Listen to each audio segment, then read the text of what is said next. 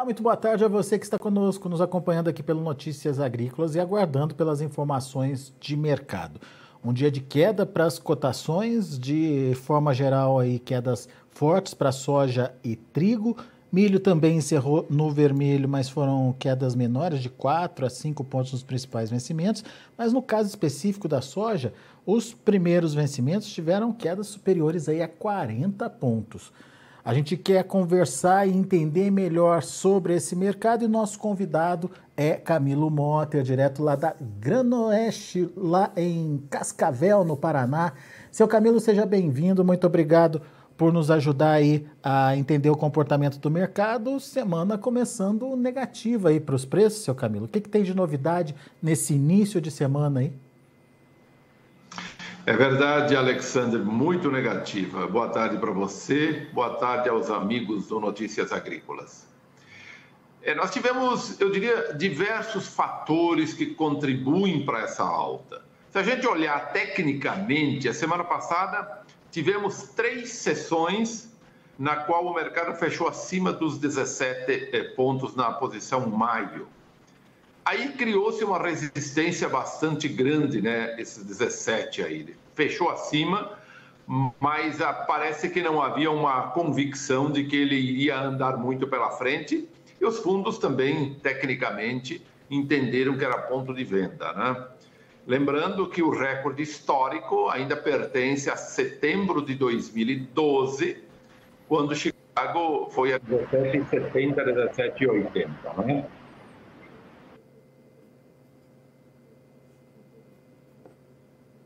Oi, seu Camilo. Alô, um probleminha aqui. Opa, tá me ouvindo, Alex? Voltamos, sim. O celular tem essas coisas, né? Pode entrar uma ligação no meio, né? Então, veja bem, criou-se uma resistência, a meu modo de ver, em que fundos passaram a vender também. Isso do lado técnico. Mas do lado fundamental, por exemplo, a questão da China com o fechamento, lockdown da maior cidade, que é Xangai. Isso é um problema sério que o mercado... Ressurge um problema da demanda. Será que a China, e nós somos, em termos de soja, muito dependente da importação chinesa, que ela vai continuar, mas pode oscilar os volumes aí numa variação de 8, 10 milhões de toneladas para mais ou para menos, né? E é essa que é a grande preocupação do mercado. O governo americano já veio reduzindo as importações chinesas neste ano de mais de 100 milhões, 101 milhões, que chegou a ser indicado, para 94 no relatório do início de março. Ainda existem empresas achando que esse número pode ficar em torno de 100 milhões em razão do aumento da produção de suínos. De qualquer maneira, surge a dúvida e é um ponto muito negativo, né? Então, a redução da atividade econômica da China é um fator que pode influenciar negativamente a demanda por soja. Veja que o petróleo também caiu de forma acentuada hoje, em torno de 6 a 7%, não viu o fechamento, mas também caiu forte, né? Nós temos também que agora na quarta-feira, e aí o mercado vai se posicionando para esses 2 importantes relatórios. O primeiro deles, e tido como mais importante, é o relatório de plantio. É a primeira intenção de plantio para a próxima safra, na qual o USDA ouve os produtores. É uma pesquisa bastante ampla de campo para ver a intenção dos produtores. E a perspectiva de plantio é que a área de soja chegue a quase 36 milhões de hectares contra 35,3 do ano passado. Portanto, aí 2,5%, 3% a mais na área de soja. E a expectativa para milho é uma queda na área plantada, para 37,2 contra quase 38 milhões do último ano. Então veja que há um câmbio entre soja e milho. A soja deve ganhar área e milho perder área neste momento, né? Mas eu reputo também como muito importante o relatório trimestral de estoques. E ele pode trazer algumas surpresas. Na expectativa do mercado, ela seria até negativa para o mercado, que é a projeção de estoque em 1º de março. Veja que, embora saia no dia 31 de março, ele se reporta a 1º de março. Portanto, início do 2º semestre agrícola americano. Segundo semestre começa agora em 1º de março. Março, abril e maio. E depois, junho, julho e agosto, quando lá em 31 de agosto termina o ano agrícola, né? Mas a expectativa do mercado para os estoques, ela é de uma reposição forte de estoques, né? O mercado espera 51,5 milhões de estoque nos Estados Unidos em 1º de março, contra 42,5 do ano passado, ou seja, 9 milhões de toneladas a mais em solo norte-americano. Para o milho, aí o número é muito parecido, 200 milhões contra 196 do ano passado, né? Mas veja, voltando à soja, 51 milhões esperados, se isso realmente for confirmado, é um número bastante alto em relação aos 42,5 do ano passado, 9 milhões a mais. Por que eu digo que é alto? Porque o USDA, no último relatório, ele prevê os estoques finais norte-americanos lá em 31 de agosto em 7,8 contra 7 do ano passado. Ou seja, um número muito parecido. Se tiver realmente 9 milhões a mais de toneladas neste início de março, é possível que ele, no decorrer, reveja os estoques finais de 31 de agosto para um número superior a esses 7,8 milhões de toneladas e, portanto, daria muito mais folga. Este também me parece que é um número que começa a entrar no mercado e acalmar também o ímpeto comprador de fundos e investidores nos futuros lá em Chicago. E eu daria um último número, um outro número, que são as exportações norte-americanas. Todo mundo se lembra que dezembro, quando já se desenhava uma quebra na safra brasileira bastante acentuada, janeiro, fevereiro, né? Se falava muito em uma virada da chave dos importadores, concentrando novamente a prospecção de lotes nos Estados Unidos em detrimento do Brasil e da Argentina. Bom, o que se viu até agora é que isso não se confirmou. A tomar pelas vendas, mas sobretudo pelo relatório que saiu hoje, que é o relatório de embarques norte-americanos. Veja, foi apenas 600 e poucas mil toneladas dentro da expectativa, mas é uma expectativa baixíssima, porque o mercado vai acompanhando, então ele espera um número mais próximo da realidade. Mas se imaginava que nessa altura os embarques americanos seriam de 1,5 milhão a 2 milhões, surpreendendo o mercado com uma demanda muito mais acentuada, já que no Brasil vamos ter menos soja, né? Isso pode culminar com um embarque mais acentuado nos Estados Unidos na próxima safra e não nessa safra, né? Já que o Brasil continua exportando, vai continuar exportando, embora menos volume, mas num ritmo bastante bom nesses próximos meses, né? Mas veja o número de embarques norte-americanos até agora, foi embarcado 43,4 contra 54,3 do ano passado. Ou seja, nessa mesma época do ano passado, na temporada passada, os embarques norte-americanos de soja eram de 54 milhões, 11 milhões a mais do que o volume embarcado até agora nesta temporada. E veja que nós viemos falando já há pelo menos 4 meses da quebra no Brasil, na Argentina e na América do Sul. Então, me parece que este é mais um número que mostra que a demanda pelo produto norte-americano não está tão acentuado como nós esperávamos que seria. Então, voltando a recapitular, temos Xangai fechando as portas hoje lá, lockdown geral, o que diminui a perspectiva de crescimento da China. Temos a perspectiva de área maior de soja na próxima temporada norte-americana. Temos estoques em 1º de março, que o mercado espera que seja em torno de 9 milhões a mais do que 1º de março do ano passado. E temos um ritmo das exportações ou dos embarques norte-americanos em 11 milhões abaixo daquele verificado na mesma época do ano passado. Então o mercado começou a questionar esse preço acima de 17 que tínhamos aí. Tanto que se olharmos para março do ano que vem, a cotação está, tenho anotado aqui que não estou no meu computador nesse momento. Mas a 14,20, 22 fechou hoje para março. Ou seja, se a safra norte-americana evoluir de forma adequada, possivelmente a gente tem os melhores preços até ficaram para trás, né?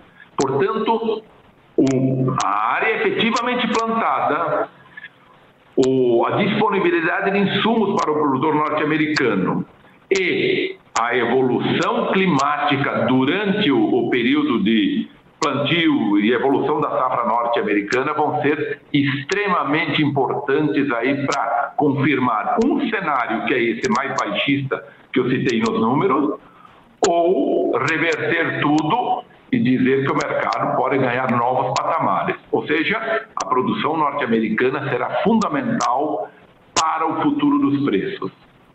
Agora, seu Camilo, disso tudo que o senhor falou, o que mais me preocupou foi a questão da demanda chinesa. O que está acontecendo com a China? É só um problema pontual mesmo? Tem a ver com essa questão da Covid? Ou realmente eles vão demandar menos? Vai ser uma questão mais estrutural do que pontual? Enfim, o que a gente pode esperar da demanda chinesa? Veja bem, eu verificando diversos aspectos, porque também existem consultorias avaliando que a demanda chinesa deve bater nos 100 milhões de toneladas, porque está sendo detectado um aumento na produção de suínos. Esse é um lado, uma visão da questão. Por outro lado, a gente tem que verificar que a China buscou várias alternativas para suprir a demanda por farelos. Então, eles têm farelos de caroço de algodão, farelos de canola, farelo de produtos cítricos, enfim, várias outras alternativas que, em parte, pelo menos, acaba substituindo o farelo de soja, mesmo no momento de crescimento do alojamento de suínos. Agora, de fato, o que está acontecendo nós vamos descobrindo no decorrer do ano agora. De outro lado também, há uma preocupação do governo chinês em elevar a produção interna de soja já na próxima temporada para um número, ou nas próximas 2 temporadas pelo menos, mas começando já nessa próxima, para algo como 20, 22 até 25 milhões de toneladas de soja, aumentar um pouco mais a produção interna. Enfim, existem alternativas e existe também essa perspectiva de aumento da produção, se bem que esse é um cenário para o futuro. O fato é que a substituição, e o chinês está muito preocupado com isso, não é de hoje. Se a gente voltar a 2018, 2019, com a guerra comercial com os Estados Unidos, em que houve a elevação das sobretaxas de importação, isso fez com que eles buscassem já produtos alternativos. Tanto que a gente imaginava em 2022, 2023, a China estar importando 110, 115 milhões de toneladas, em perspectiva daquela época para frente, e hoje a gente ainda está estagnado no número abaixo de 100 milhões de toneladas, que pode cair aí para casa dos 90, 95 milhões. Enfim, esse é um pouco o cenário que temos lá nesse momento, né? Agora, esse cenário, com restrição de demanda, com perspectiva de melhora de oferta para a soja com plantio nos Estados Unidos, ele vai continuar influenciando na formação de preços ou essa queda de hoje é mais uma especulação só, a gente precisa ter essa consolidação, digamos, das informações para o mercado definir um rumo, seu Camilo? Alex, eu acho que você colocou a pergunta e eu partiria até do início da sua resposta. Acho que a gente caminha, cada dia vai ser um dia. Você falou na consolidação desses números que estão em perspectiva ainda. Todos eles estão em perspectiva. O plantio da safra norte-americana, por exemplo, é um número em perspectiva. Porque, para começar, é uma primeira intenção de plantio que pode ser maior ou menor até o final do plantio. Mas sabemos que a área plantada é apenas uma das pernas que formam a oferta, né? Nós temos outras 2 extremamente importantes. A outra é o uso de tecnologia, que inclui sementes, adubação, fertilizantes, agroquímico. E esse ano tem alguma dificuldade, embora os Estados Unidos estão melhor preparados, talvez até do que o Brasil nesse sentido. E o outro mais importante, que é a condução do clima. Então, a oferta se dá por essas três razões, três vertentes ou três vetores: área semeada, uso de tecnologia e clima. Então, está tudo em perspectiva isso, e eu diria, isto vai ser o fator mais importante na determinação do preço pela frente. Mas, os demais outros que eu citei, a demanda chinesa, que aparentemente está mais acomodada, pode retomar também é um número que está em perspectiva, precisamos vê-lo consolidado no decorrer, né? As exportações norte-americanas, a mesma coisa, né? Os estoques de 1º de março, vamos verificar o que o USA vai nos falar nos próximos dias. Aí sim teremos um número definitivo para esse estoque que vai ser efetivamente divulgado no dia 31 agora. Esse é um número que nós vamos ter ele como definitivo a partir da divulgação. Porque eles divulgam um mês depois até, em razão desse período estarem trabalhando num levantamento bem efetivo, né? Então, eu diria, aquilo que você colocou, precisamos ver a consolidação, perfeito. A cada dia, esses números vão se consolidando para um lado ou para o outro. Vamos vendo números mais reais em relação a essas perspectivas, que hoje estão em perspectiva. Óbvio que na medida em que os números que estão aí vão se confirmando, entram outras variáveis em perspectivas pela frente, e assim é o mercado, né? Nada é definitivo, né? Mas se a gente tivesse que traçar uma tendência, na sua opinião, ela é mais negativa ou é mais positiva para os preços hoje? Olha, eu diria o seguinte, vamos olhar para a safra norte-americana, finais de números brasileiro e argentino. A Argentina já está com 10, 15% colhido, né? Está andando agora a colheita lá. O Brasil já está aí com cerca de 80% colhido. Mas a safra brasileira está bem consolidada em números ao redor de 122, 125 milhões de toneladas. Né? Mas esse números finais da safra brasileira ainda pode ter algum impacto no mercado. Mas a grande questão é exatamente a safra norte-americana. Eu diria que a questão da guerra no leste europeu, ela está bastante absorvida já pelos preços. A Ucrânia está descobrindo canais alternativos por trem, por caminhões e por barcaças em alguns rios para começar a dar vazão na exportação dos produtos, principalmente milho e trigo, mas aí também óleo de algodão, óleo de girassol. Né? A Ucrânia é o maior exportador disparado no mundo, ela participou com 70%, 80% da exportação de óleo de girassol, né? Então, com 5,5, 6 milhões de toneladas. É um dado bastante importante, ou seja, a participação da Ucrânia na exportação de óleo de girassol. Agora, esses canais alternativos, de qualquer maneira, a influência da guerra na formação do preço da soja, ela foi marginal, foi paralela, né? Mas, de qualquer maneira, são números bastante absorvidos. E, na medida que nós temos uma certa tendência ao conflito se amenizar, estagnar um pouco e até, de repente, caminhar para um cessar-fogo, a gente tem um desarme desse arcabouço de influência nos preços deformado pela guerra. Né? Então, me parece que esse é um dado também que vai ser importante no decorrer. A soja sofreu influência paralela desses diversos mercados agrícolas, mas também do petróleo, e aí sim, uma influência um pouco mais direta por causa do biodiesel, né? Muito bem.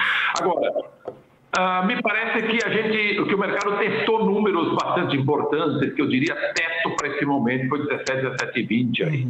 Os números acima de 17 foram bastante importantes.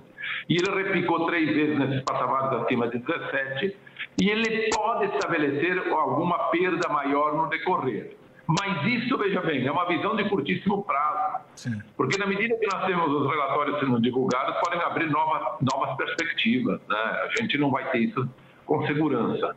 E daí para frente, assim, a oferta norte-americana, a evolução da safra norte-americana e a perspectiva de oferta norte-americana serão os fatores preponderantes, né? Então, eu diria, acho que, minha visão pessoal, de momento temos esse mercado um pouco mais pressionado, mas que ele pode, porque também a tendência para o mercado cair muito neste momento, num quadro de oferta e demanda ainda bastante apertado, ele não é tão grande.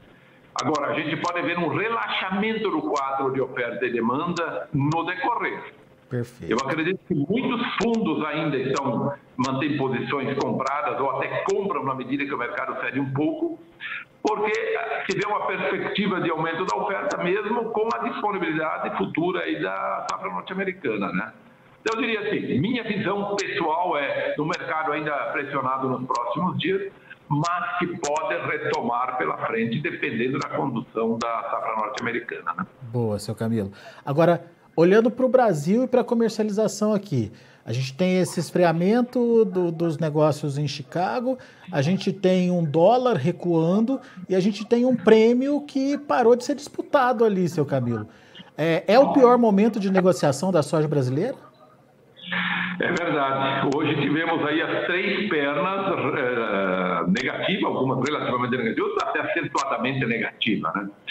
O câmbio caiu bastante nos últimos dias. Hoje, até onde eu vi há pouco, estava ligeiramente em alta, mas sem força para subir, né?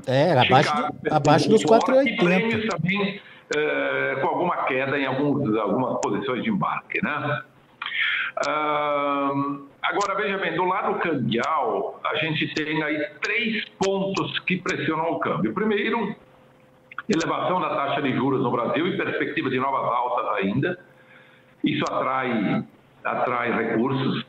Segundo lugar, guerra no leste europeu e busca por paraísos mais seguros ou por pontos mais seguros ou mercados mais seguros para aplicação financeira. E terceiro, superávites comerciais com a elevação das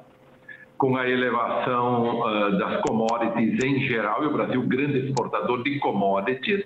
Para citar um número, incluindo minérios, no ano passado o Brasil exportou cerca de 180 bilhões de dólares de commodities agrícolas e minerais e de energia. 180 bilhões para exportações totais de 280 bilhões, ou seja, cerca de 65% das exportações brasileiras é de commodities, né? Então, quando eleva-se os preços das commodities, há uma entrada de recursos muito fortes. E muitos serviços não foram prestados nas exportações, ou seja, nas importações, portanto, os superávites comerciais são bastante robustos, né? Ano passado, mais de 60 bilhões. Eu vi o dado agora que saiu há poucos dias, de fevereiro, só fevereiro deu 9 bilhões de dólares. Se mantivesse uma média de 9, 10 bilhões, nós temos aí mais de 100 bilhões no ano, né? Então, veja bem, muita entrada de recursos por todas as vias, quer pela via financeira com melhor remuneração por causa de juros mais altos, quer pela busca de mercados mais seguros, quer pela via das exportações, ou seja, na balança comercial de bens e serviços altamente superavitária, né? Então, me parece que o câmbio pode ter aí uma pressão maior no decorrer, mas, enfim, temos que olhar mais a longo prazo. Acho que a questão das eleições no Brasil, a falta de reformas e as tensões políticas de maneira geral, pode dar a inflação também, obviamente, pode criar um cenário de alta do câmbio no decorrer para frente, mais a longo prazo, aí, médio e longo prazo. Em Chicago já falamos de forma bastante acentuada aí. Os prêmios tendem a subir forte, mas eu acredito que só a partir de junho ou julho, né? Por enquanto eles não ficaram a casa de 150, 170, 180 eventualmente, mas para frente podem subir. Novamente, repito, vai depender muito também da nova safra norte-americana, o comportamento dela. Porque se ela vier uma safra cheia, provavelmente os compradores, também os importadores, vão trabalhar da mão para a boca nesse período entre safra, saída da safra sul-americana e entrada da safra norte-americana, para aguardar preços mais convidativos lá com a entrada da próxima safra norte-americana. Aqui dentro, internamente, nós temos recomendado participação, né? Vá participando, porque tivemos recordes de preço. E pouca gente aproveitou preços acima de R$200 reais no interior, né? Pouca gente aproveitou, houve poucas vendas, porque até havia uma expectativa de preços ainda mais altos naquele momento. Mas a gente sempre comenta, quando tem repiques de preço, é bom o produtor ir participando e fazendo média, né? Uma média mais ou menos adequada ao longo do ano. Seu Camilo, essa volta da alta dos prêmios a partir de junho, julho, que o senhor pontuou aí, Isso em função do quê? Da disputa pela soja brasileira? Eu estou perguntando isso porque a minha impressão, não sei se faz sentido para o senhor, é que em função do que aconteceu no ano passado, as indústrias se posicionaram melhor esse ano, evitando deixar as compras para o segundo semestre. Isso não seria um limitador de alta de prêmios? É um ponto que pode limitar, sim. Mas eu diria o seguinte, eu tenho um outro ponto de vista aí, Alex, que é o seguinte, eu acredito que a escassez de produto brasileiro, a quebra de safra, ela apareceu muito pouco no início da temporada comercial nossa, aqui fevereiro, março, ou até final de janeiro aí, né? Ela apareceu muito pouco e ela vai aparecer mais no final da nossa temporada e na nossa entre-safra. Eu estou com a minha lógica aqui de raciocínio de que a quebra da safra brasileira vai aparecer mais no final do ciclo, até porque houve uma boa participação, entrega de contratos, apesar de ser bem abaixo de anos anteriores da comercialização antecipada, mas houve um bom volume de contratos negociados antecipadamente, que o produtor entregou agora, entre alguma coisa até janeiro, mas principalmente fevereiro, março, abril, eventualmente até maio, mas especialmente nesses outros meses, fevereiro, março e abril, entrega de contratos antecipados. Então, isso deu uma certa, vamos dizer, camuflada na quebra da safra brasileira, que ela vai aparecer sim, na minha visão, no período a partir de julho, agosto, e vai entrar pelo período do entre-safra nossa. Perfeito. Justificativa aí para essa expectativa de aumento dos prêmios mais lá na frente. Perfeito. Enfim, cenários aí para o produtor entender, se planejar e, como o senhor bem colocou, participar à medida do possível. Quando tiver aí uma venda que justifique um dinheiro no bolso, não tem que pensar, né, seu Camilo? Exatamente. A gente sempre defende a ideia de que muitas vezes o produtor tem que vender para fazer caixa em função de necessidade financeira. Mas muitas vezes ele tem que vender não por necessidade de caixa, mas em razão de mercado, justificando bons momentos. Então, ao invés de deixar estocada a soja, estoque recurso no banco, por exemplo, né? Vender por opção de mercado e não só por necessidade de caixa. Então, alguns momentos podem ser dessa forma, né? Boa, seu Camilo, muito bom. Muito obrigado, viu, pela sua participação mais uma vez conosco aqui no Notícias Agrícolas. Sempre bom te ouvir, seu Camilo. Volte sempre. Ok, grande abraço, Alex, abraço a todos e até a próxima. Até a próxima. Camilo Motter falando com a gente direto lá do Oeste Paranaense, lá de Cascavel, no Paraná, analisando o mercado, trazendo pontos bastante importantes e sensíveis aí à precificação da soja. A gente passa agora para vocês os números de fechamento lá na Bolsa de Chicago. Foi um dia bem negativo para a soja, semana começando aí com maio a $16,64 por bushel, perdendo 46 pontos, se distanciando daquele patamar dos $17, portanto. O julho, 16,46, queda de 41 pontos mais 75. Agosto, $16, queda de 38 pontos e meio. E o setembro, $15,18 por bushel, queda de 34 pontos mais 75. São os números da soja. Vamos ver para o milho, como foram as negociações. Negativas também, mas você percebe que as perdas foram um pouco menores. Maio, $7,48 por bushel, 5,5 de queda. Julho, 7,30, 4,25 de baixa. Setembro, $6,81 por bushel, 4 de queda. E o dezembro, $6,64 por bushel, 4,5 de baixa também. E o trigo também recuou forte hoje, principalmente nos primeiros vencimentos. Julho, $10,51, perdeu 41 pontos. Setembro, $10,38, perdeu quase 32 pontos. Dezembro, $10,22 por bushel, perdendo quase 22 pontos. E o março de 2023, $9,97 por bushel, perdeu o patamar dos $10, portanto, queda de 13 pontos mais 75. São os números de hoje de fechamento do mercado. A gente fica por aqui. Agradeço muito a sua atenção, a sua audiência. Notícias Agrícolas, 25 anos ao lado do produtor rural. Participe das nossas mídias sociais no Facebook Notícias Agrícolas, no Instagram @Notícias Agrícolas e em nosso Twitter @Notiagre. E para assistir todos os nossos vídeos, se inscreva no YouTube e na Twitch Notícias Agrícolas Oficial.